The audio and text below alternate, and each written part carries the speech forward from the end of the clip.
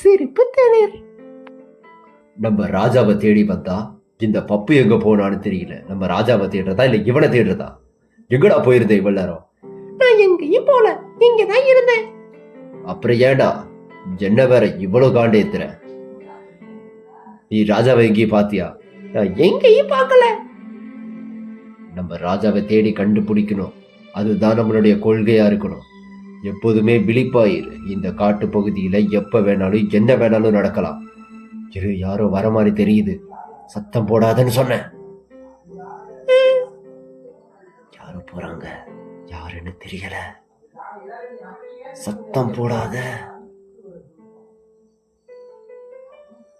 யாரா இருக்கும்? வாய மூடுறோம்.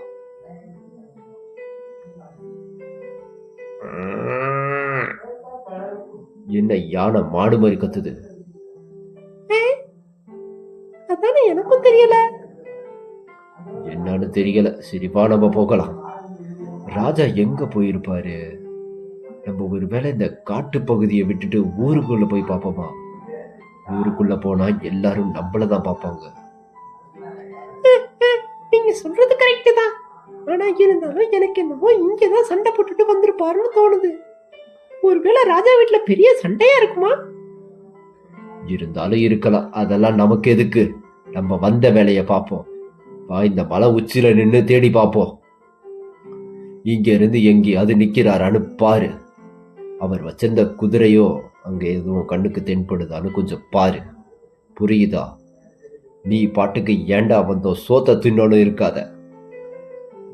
இல்லைன்னா அவங்க நமக்கு நிறைய தண்டனைகளை கொடுப்பாங்க, தெரியும்ல. ராஜாவை பார்த்துட்டேன். ஏன் ராஜா இவ்வளவு நாள் எங்களை அலைய விட்டீங்க? எங்க போனீங்க? எனக்கு ரொம்ப சந்தோஷம். நீங்களாவது என்னை தேடி வந்தீங்களே. என் பொண்டாட்டி தொல்லை என்னால் தாங்க முடியலப்பா. வீட்லேயும் நிம்மதி இல்லை, வெளியேயும் நிம்மதி இல்லை. அதான் நான் அங்கே இருந்து இங்கே வந்துட்டேன். ரொம்ப சந்தோஷம், ரொம்ப சந்தோஷம்.